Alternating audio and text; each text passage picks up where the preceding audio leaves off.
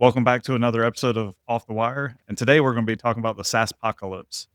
For those that haven't heard about this is actually where all these SaaS products are basically being hit or demolished in some way by AI.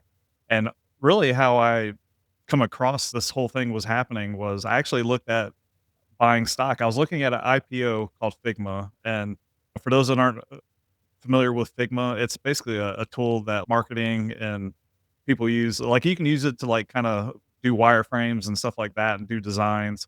I'm not super familiar with it, but I just know that I was looking at the stock.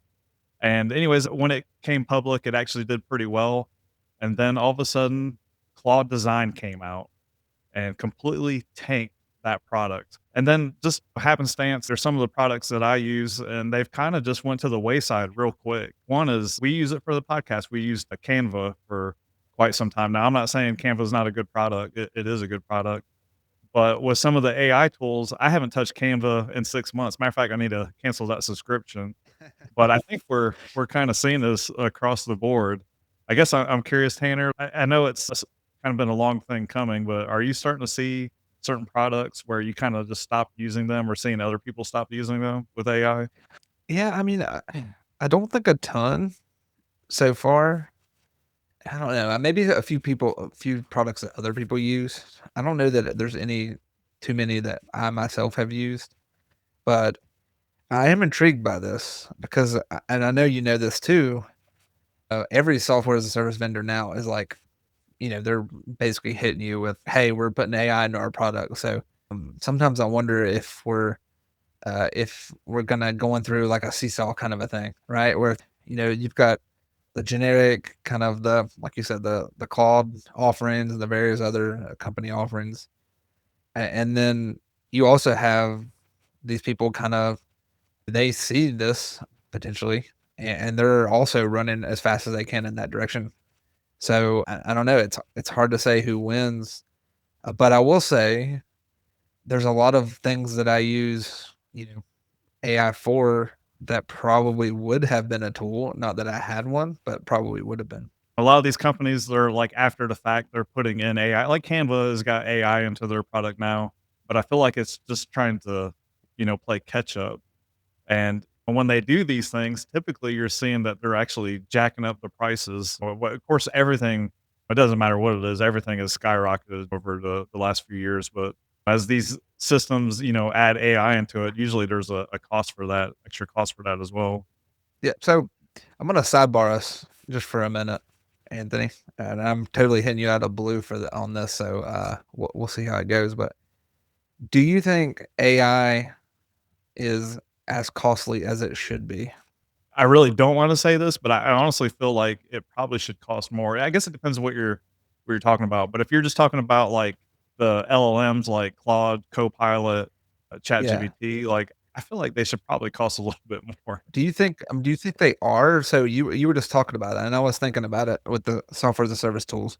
They're implementing AI now. Most of them are not going to design their own models. Yeah. They're going to use API calls into the existing models that are out there. Heck, even some of the large Fortune 100 companies that do that. You basically see Apple, they use ChatGPT as add on to Siri. So they're going to have to pay API costs, which are much more expensive than like me and you with a $20 a month subscription to something or a $30 a month or whatever. But my thought is that the plans that we're on now are currently subsidized. Actually, that makes a whole lot of sense because you're totally right with the API calls. It is much more expensive than what the amount of tokens you get on a subscription would cost way more if you're doing the APIs. That is for sure. Yeah, so I don't know. I mean, I can't see the future, of course, but I have suspicion that we are in an era of AI that's as cheap as it ever will be, and that basically, kind of, so to speak, it's going to come to pass where it's going to cost a lot more. One, most of these companies are not making a profit; they're living on investment, so they're going to need ROI out of that as investments at some point. Two, power costs. We know they're going up. Hardware costs, they're going up. If, for example, I mean, a hardware cost, we just got a quote this week for a piece of hardware, and they said they're raising everything 60%. My gosh. And it was the quote we had that was already 30%, but the quote we had before that was only a month old probably.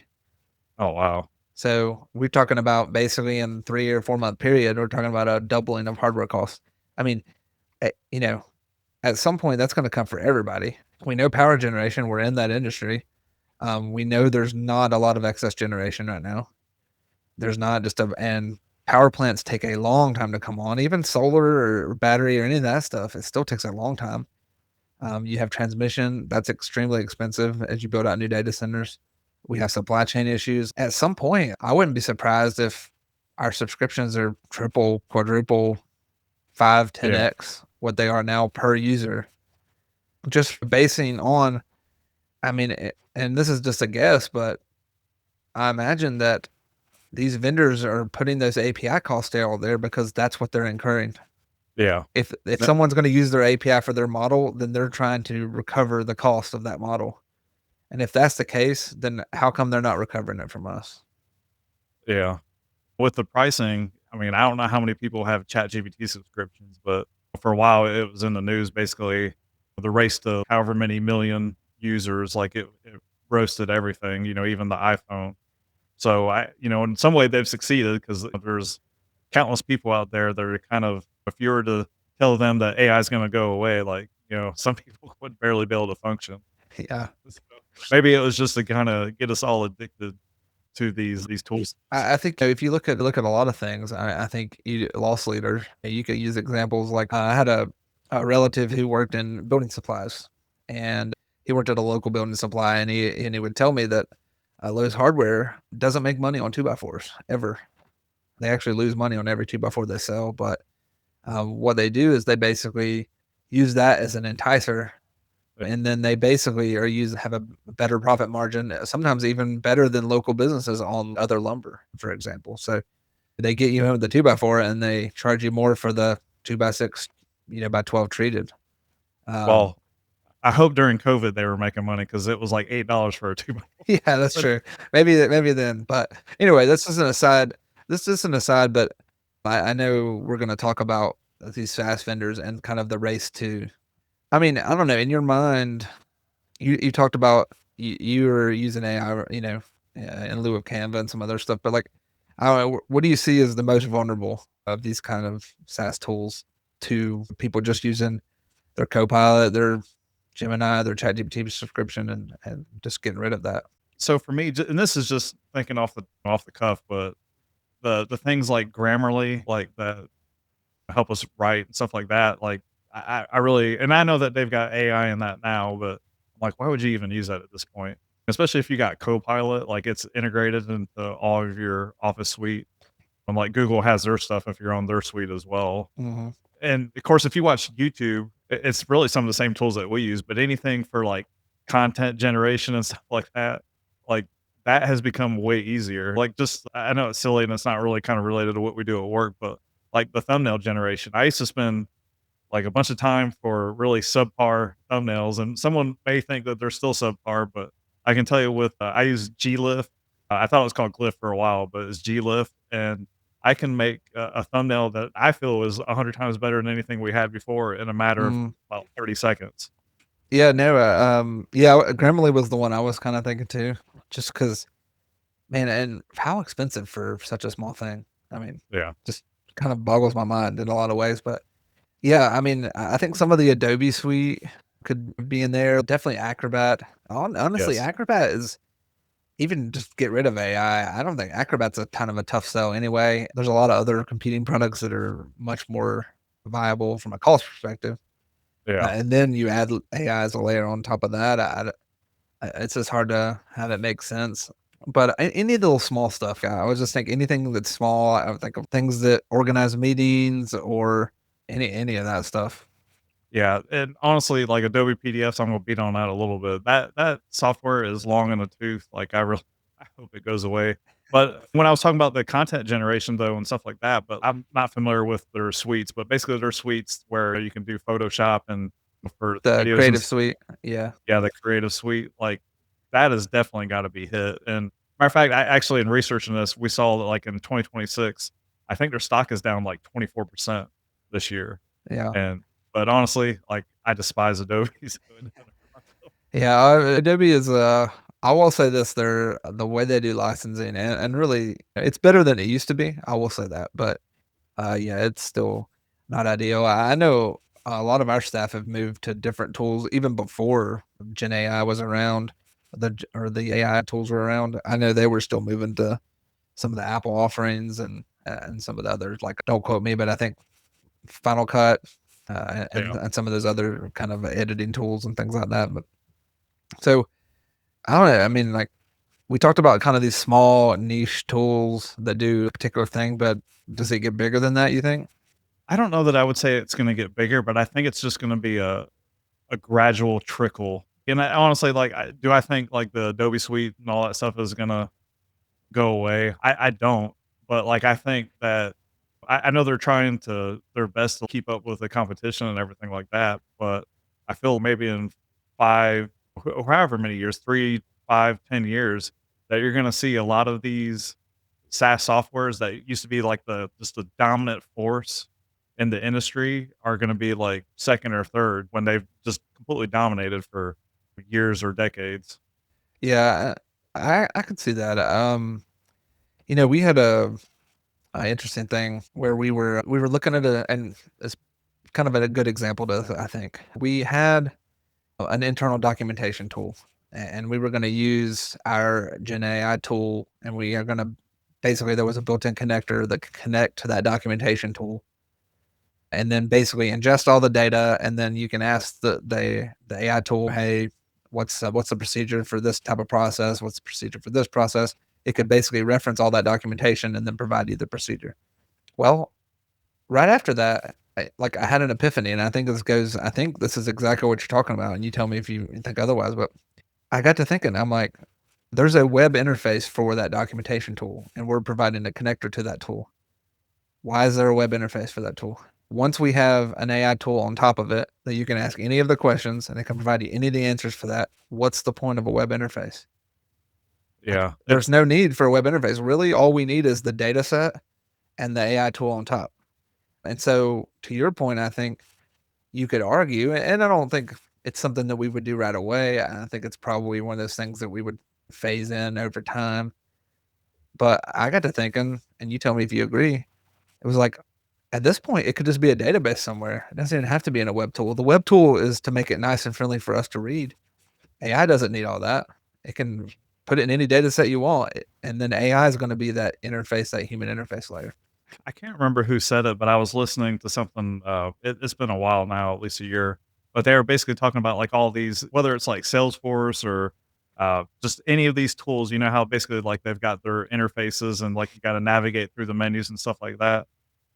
They were kinda basically saying that that's gonna be a thing of the past, like, basically, like, you interface with ChatGPT or Claude, like, that's how you're gonna that might be, like, how Yeah, things work in the future, yeah. I and mean, I think that's kind of exactly what I'm saying. Which is like the only thing that kind of concerns me, I guess, is there's a lot of not everything is good in that kind of interface. Mhm. I mean, like there is some things that are really good, but there are some times when I have a conversation or I'm trying to do some analysis or something like that, and I'm like, this could have been done way quicker with a better interface. Does that make Yeah. sense? Well, I'm gonna make a analogy that's kinda weird, but so, like, there's people like different things, so for me and my wife, like, she will just order everything and get it delivered to our house, and for me, basically, I would look like that, like, that's the AI prompt, like, she just wanna tell it what she wants and just receive it, and for me, like, I don't know what I want until I see it. You know what I mean? Yeah. And to me, that's kinda like the interface. So I think I definitely don't think, like, interfaces are gonna go away, but I think we're gonna see things differently in the future. Yeah. Yeah, I think you kinda hit the nail on the head earlier, is it'll probably just be there'll be a few maybe early potential casualties, just like you said, although they are implementing AI and people love the familiar interface, and I Yeah. think that's something we really haven't hit on, that we're trying to get humans to change their behavior.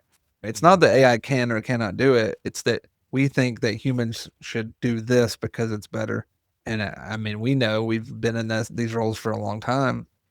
changing human behavior is the hardest part of any of the technology.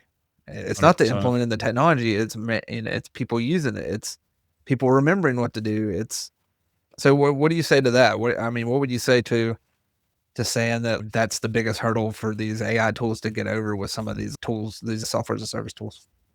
No, I totally agree, and earlier I said, like, some of these SaaS systems that dominated their industry will be, like, 2nd or 3rd. I think a lot of that is just because the familiarity and people won't give them up just because that's what they learned and that's what they trained on. I think if people were more, like, if people were willing to change more, I feel like some of these things would really just kinda go away, but, just people are familiar with things and they don't wanna lose that. I do wanna touch on the documentation because this is actually something that, like, and I think we discussed it, off air, but, we use SharePoint and, like, I like SharePoint for file storage, but for documentation, I don't find it's great, or you can't it's not like a wiki or where you can just kinda, like, navigate it or like OneNote. Like, I was kinda looking for something like that, but, after we got to like, we built an agent that has access to all of our policies and procedures and stuff like that, and that works so well. I was like, "Well, it really doesn't if there's really not much of a sense to do that, we could just tie everything into SharePoint, or you could basically just ask AI, the LLM, like, whatever you're looking for, and, like, 1, it'll reference it, and 2, it'll answer whatever you're looking for." So, I don't think we're gonna buy another product just because of AI. Yeah, yeah. No, I mean, that's kinda I mean, I think that's at least I think that's probably how we would transition, but I definitely see that happening even with the larger product. So, Tanner, with all of this said, say you're whether you're the CIO or the IT manager, whatever leadership position in IT at your small or medium business, with all this information that we've kind of covered, all these changes, what do you think people really need to do, or how do they need to react to these changes? Well, if it were me, I think this is how I would do it. I would say, number 1, just implement it for new decisions. Don't try to, like, go through every single thing first. "Oh, let me just find all the different stuff we're doing now." I would say, if you have and I think most of us at this point have some sort of Gen AI tool or suite of tools. I think if someone comes to you with, "Hey, I need this thing to help create, I don't know, training for employees," then I think you just evaluate it through the lens of, "Can we just do this with the AI tool that we have?" I think you just start there, kinda like, don't dig yourself a worse hole, if that makes sense. And then I think over time, maybe you don't I don't know, I probably wouldn't do everyone because these things renew on, like, a yearly basis, and one thing that people forget is we can't change everything in one day, even if we wanted to, even if we said all software as a service tools are dead today, we just couldn't make that change. No company can make that change. I mean, there's companies out there still running mainframe systems just specifically because theirs are too large to change, and it required just too much. The costs are too much. So there is a cost for changing software. There is a cost for going from software A to software B, or for even doing it a different way. And maybe it's just training costs or user costs. So I would say pick the things that I would pick maybe a few, and I would just evaluate them come renewal time. And I would say pick the things that you think do the least, right? Like if you have Grammarly, for example, like I've never been a big fan of Grammarly because a lot of times, especially even Word, I mean, they've had spell check for a long time, but even Word now has some like grammar features. Mhm. And I know it's better than that. I'm not like a huge user or anything either. So I'm not, putting it down or anything. But if you think it does one thing, which is proofread, fix grammar, reword stuff, okay, that's a pretty small and narrow use case. So I would focus on those kinds of things. I wouldn't probably focus on, let's say you use, I don't know, Salesforce, and you use Salesforce to do low code, and you use it as a CRM, and you use it as 15 other different things. That's the kind of thing that like I think you do that over time. I don't think you try to take that on right away. So I would just focus on probably, I don't know, the 3 to 5 that I thought were the most niche that we used, and to see if we could get by without that. I would also probably focus on and make sure those 3 to 5 are people and or departments that are very flexible, that are going to be okay with things not going right the first time, just in case. And then over time, I would probably just do the same thing. I would probably just pick 3 to 5 per year to evaluate. I wouldn't say you can change them all. I think you evaluate 3 to 5. I would, as you get to the bigger options, bigger software as a service platforms, I think you maybe pick 1 or 2 to try to do a year. If you were looking at a documentation thing, let's say you were on some sort of wiki of some sort, move into something else, even if it's just reworking all the pages into Word documents. So you're going to put them on SharePoint or something like that. That could take some time. And also that takes training, various other things. So I would probably focus on like maybe 1 to 2 a year and just work your way through. And probably we started with more the narrowest things. When you got to the big ones, I would focus on the ones that cost the most. I mean, I think that's just where you start. If something's equally hard and one's costing you $50,000 a year and one's costing you $5,000, I think you shoot for the 50,000 and get the savings up front. But and that's where I would say I definitely agree that there's going to be impact. I would counter with saying it's just a lot harder to do. I mean, it's much easier now with AI than it ever has been, but I would say it's a lot harder to make that much change as quickly as we might have alluded to before. And I would say the biggest part of that is people. Yeah. That actually makes me think of the quote. There was a Jeff Wilk. He actually criticized Jeff Bezos, with Amazon, and he said, I just looked it up. You have enough ideas per minute, per day, per week to destroy Amazon. And what he meant by that is Jeff Bezos was just rapid firing idea after idea. And then basically people were like taking it as gospel and trying to implement it. It had them all sprawled out and just completely overwhelmed. Just because you have all these ideas doesn't mean that you need to react on them, hold Mhm. them back. And when every idea just can't be released because all you do is create backlogs, but hold them. And when the time's right, then release them to your people instead of just doing the rapid fire and overwhelming everybody. So, I mean, it just kind of reminds me of that. You could do that if you're trying to change everything at once. I feel like we could make an episode of the podcast just on that. Maybe we should. Let's write that down because that is, man, that's some good advice right there. Yeah. Because I know especially as technology people, we want it at light speed. We want it yesterday. We love this stuff. We love the fact that we can use AI to build thumbnails and or whatever. And there's varying levels of comfortability. And also, I think AI is in this weird spot where people can't be realistic with it, if that makes sense. Either people are completely underselling it as this is nothing, or they're like zealots to a cult. Does that make sense? And there's no in between. It seems like it's either AI that does everything and it's awesome, and if you're not just creating an agent to book your next Airbnb, you're falling behind, or it's this thing is just going to pass. And these people are, to my earlier point, they're going to come calling for their money. And then when they can't afford it, it's going to create some of these companies. For all we know, it's some random company and some random country comes out with some new AI thing that basically puts the other ones to takes them to task. It feels like nobody can have like a rational conversation about there are pros and cons. There are, I think AI is here to stay. I guess I want to make sure I frame this that way too. AI is here to stay and there will be impact. That's where I land. But I also know, and I'm sure you know too, and I'm kind of curious your thoughts was every time I've thought something would go faster than it never did. Maybe this is the one. I mean, it could be the one. And in a way I hope it is, because I think for small businesses, we haven't really talked about this as part of this episode, but for small businesses, this is awesome. I mean, we are already running on super thin budgets anyway. So being able to get 2, 3, 4, 5, 6 things out of one subscription versus 6 subscriptions, Yeah. we should welcome that. But I guess my experience has said that it just never happens as fast as you think. That's 100% the case. And something you've said in the past too is the small, medium businesses especially benefit because we all have tons of ideas, kind of like Jeff Bezos in the backlog, and we would love to get more things done. And yeah, I think that's here to help us. And hearing you talk about people being on one side or the other with AI, I'm so glad to hear that because I see that constantly, and I get questions like, "Well, why don't we just have AI just pull this data out of the sky and automatically do all these things?" And I'm like, "It doesn't work that way."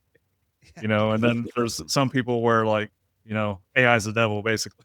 Yeah, exactly. It's either like, and you're a cult for using it, but, yeah, I'm gonna go I think we have given people some good action items. I think I've pretty laid out a pretty good plan.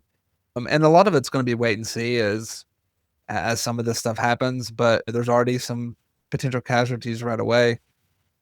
One, I'm going to kind of throw this out there, and it's not traditional SaaS in the way that you might think per se, but it definitely is software as a service. It doesn't typically cost for most people though. That I think AI has already put the first death knell in, and that's LinkedIn. What do you say to that? Actually, I'm curious. Please go on. So I don't know how much you browse LinkedIn, but I used to browse it a little bit. I was never a huge commenter on various things, Yeah. but I have found that original content on LinkedIn is got to be less than 10% at this point, and that basically it's it's not only AI post, it's AI post, AI comments, AI conversations. I'm not sure some of it is not bot driven. I'm kind of curious if you think that LinkedIn as a platform will survive AI. Man, I mean, I wasn't thinking that, but as soon as I heard what you said, I was like, "Oh my gosh, she's 100% right." And it used to be much more apparent too. It's still apparent with a lot of people. They're literally just copy and paste out of like ChatGPT because it'll have the what do they call it? The long M's and the, Oh yeah, like yeah, the M dash. or sorry, the M dash and then the some of the little icons or whatever Yeah, they the are. emojis. Yeah, yeah. But But yeah, I don't know. I mean, that's actually you you know what? You've got a really valid point because I obviously we use it as a tool and we post stuff there, but I'm not a I don't digest a whole lot. yeah, well, my thing is if I'm going to LinkedIn to read other people's AI posts, why not just ask AI directly Yeah. if I'm curious No, about a subject? yeah. No, I totally get it. That's it's very accurate. I just never thought of it. Yeah, I don't know. We'll see. I think there is an impact. Like I said, I really sit in the middle of this thing, and I think from our conversations, I think you kind of fit the same boat. But there's 100% going to be impact to this. Anybody that says there's no impact or it's just going away is, I think, grossly overestimating, or underestimating, I guess, the capability of these tools. However, a lot of the tools we use and a lot of the things we do are made for humans, right? So let's just say we use AI tools for social media posts, right? And I think a lot of people do, a lot of companies do. At some point, people want the reason they go to social media is not to ask AI what it thinks. If they did that, they wouldn't need to go. They go to have a conversation with another human. And so, is there a reason to have social media if I'm going to read is like AI, comments back and forth? I just skip that part. I'm Um, gonna counter it just a little okay, bit. yeah, yeah, do it, yeah, for sure. So I really don't want to call anyone out. Well, let me just I won't go into the specific example because it would kind of but basically I had someone submit something to me and I was reading it and it was well written. It was well wrote and the more and more I got to reading it, I was like, this is just a whole lot of nothing. Like it's like a bunch of fancy words and it sounds nice, but it doesn't actually say anything. And the person they were kinda, like, bragging, "Yeah, I used AI to generate that. You like that?" And I was like, "No." I was like, "That's what they call AI slop." I was Yeah, like, "That" I was like, "There was no thought or effort put into that." Like, I didn't, like, kinda go deep, but I was thinking that, I didn't say that. I did say it was AI slop, but I was like, it was just it took me forever to read because it was long, and it literally did not actually have any meat to it whatsoever. But with that said, a lot of people like, a person that's lazy was just gonna completely rely on AI. I mean, maybe that's probably not the right term, but lazy, but if you don't put much effort into it, you're really not gonna get much to it. But, like, I'm sure we both use LLMs quite a bit, but a lot of times, like, I'll put a lot of thought and effort into it, mhm, because AI can't come up with that unique perspective or idea, and yeah, I think anyways, I think a lot of people, especially with you're 100% right, like, marketing people I would bet 95% of marketing people are using AI, yeah, um, but, it's really up to them to actually dig deep into themselves and come up with unique content that people want to digest. But yeah, Yeah. if you're just giving it a one liner and not a whole lot of context, you're going to get AI slop that no one wants to And read. maybe we're just in that time frame. Maybe this is the era of AI we're in. But I for one, and I can't speak for everyone, but I long for more human content. So, or to your point, human curated AI content. I'm fine with AI content, but to your point, and I have done that same thing. I mean, sometimes I feel like I've spent like 30 minutes in an LLM to get this product. I'm like, man, I think it would have only taken me 35 minutes if I just started. Yeah, You know? that is a good point. But at the same time, like I do think it was better. I think my 35 minutes would have been a less or inferior product. So I think it was useful, but I think a lot of people maybe just aren't doing that, and that's where that thought's coming from. So we'll see. There's definitely going to be a lot of impact to software as a service, whether it's tools we use, potentially social media, potentially other things too. Any final thoughts, Anthony? Just one thing on what we can do about it, and this we do this anyways, but challenge the people that you work with. If you know of a tool that you think is better and they're using some outdated stuff like some of the Adobe suites and stuff like that, just give them a little hint, say, hey, you might want to try this other tool out, or maybe get them a trial. Granted, people really like to come up with stuff on their own accord, but like I definitely try to challenge people and push them to try new things. It doesn't happen very often, but every once in a while you get someone that bites and it helps them out. And I think you could do the same with this. Yeah. Yeah. No, I think the other only thing I would add to what we said is to do what you were just saying, but have the person like be part of the solution, is what I would Yes. say. Don't say you need to use this tool to do this, but like let's work together to see if this is the best way to do things Yeah. and have them kind of own part of it. And I think you're going to be really successful with that. I think people do like to do that. I mean, there are people that are, but I haven't met too many people that didn't want to be given credit for a great idea. So just Yeah. help them be part of the idea. That's a very good. So, all right. Well, this is another episode of Off the Wire. We really appreciate you listening. If you haven't already, please follow us on social media and YouTube, and follow our podcast, and make sure you turn on notifications because we want you to make sure you get the latest content as soon as it comes in. And if you have a minute, share a podcast with someone who you think might get a lot of use out of this. Maybe there's someone that's overwhelmed with software as a service tools right now. You can give them this episode, but share it with someone who you think can get a lot of value out of it. And until next time, this is Off the Wire. Thank you, everyone.